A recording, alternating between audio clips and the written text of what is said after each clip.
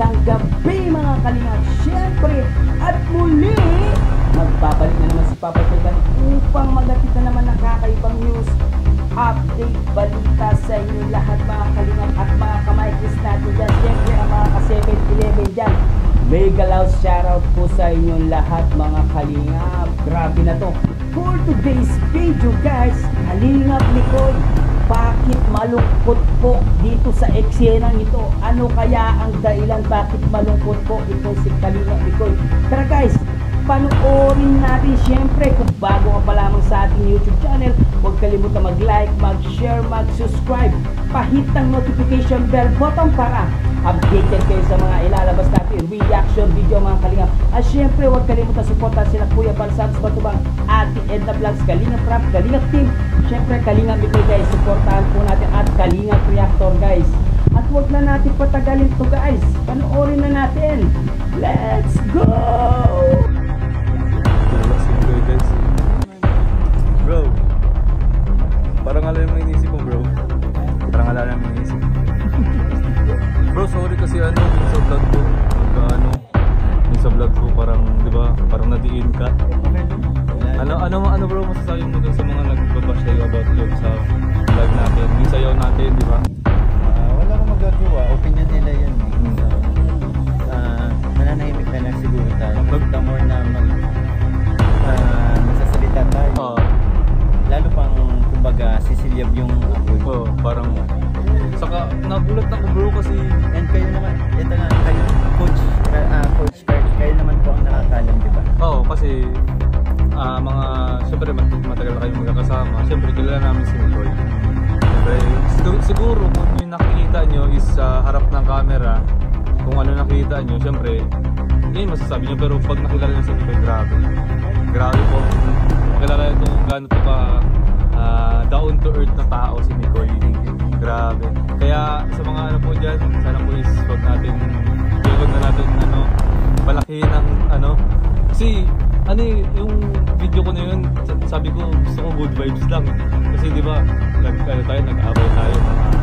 Tsaka hindi yata nila alam ako yung choreographer. Oo, siya actually nagtulong-tulong po kami doon. Kami ni Nicole, tapos yung ibang para mabuo yung sayo na yun.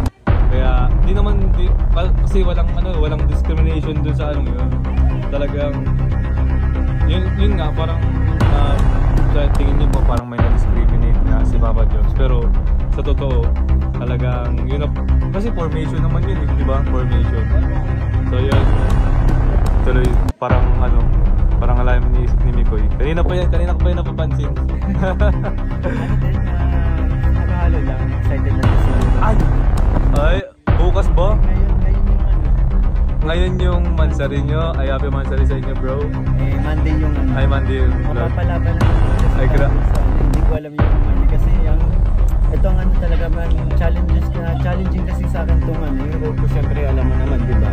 Iba yung character ko. Iba yung character. Iba yung character ko kapag sa my Chris. So, ngayon pala nag-iisip na ako kung ano yung mga gagawin ko, mga pwede kong banat, di ba? Or sabihin. Parang madami tayong mapasaya. Yun yung talagang excited and kinakabahan na si Mikoy. Hindi, ang iniisip mo bro kung anong paghahandang ginagawa ni Krista. Yun lang, hindi masyadong malakas ang kalaban.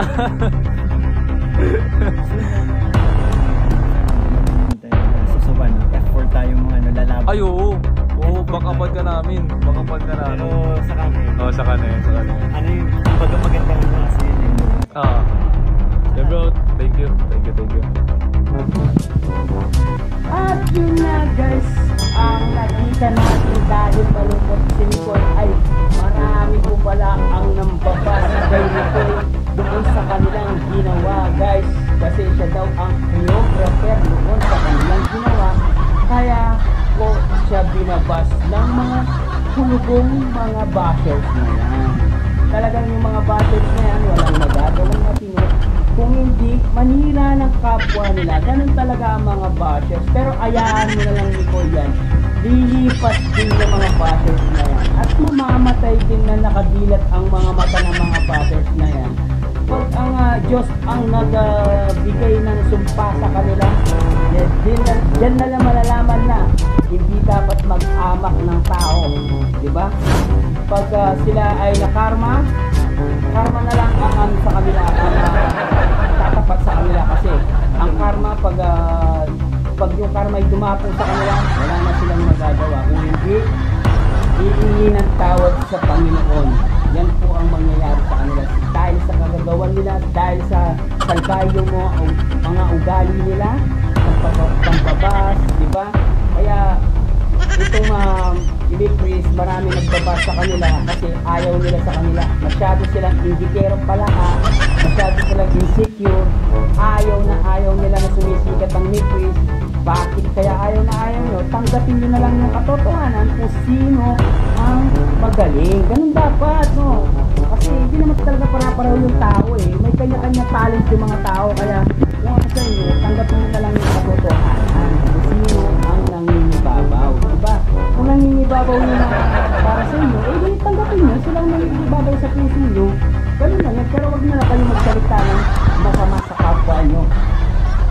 Bad yun, hindi pwede dapat yun. Kaya guys, hanggang dito na lang ang ating reaction video for today's mga kalingap. Sana mawala na po yung mga bashers na yan at sana mawala na sila sa mundong ibabaw na to.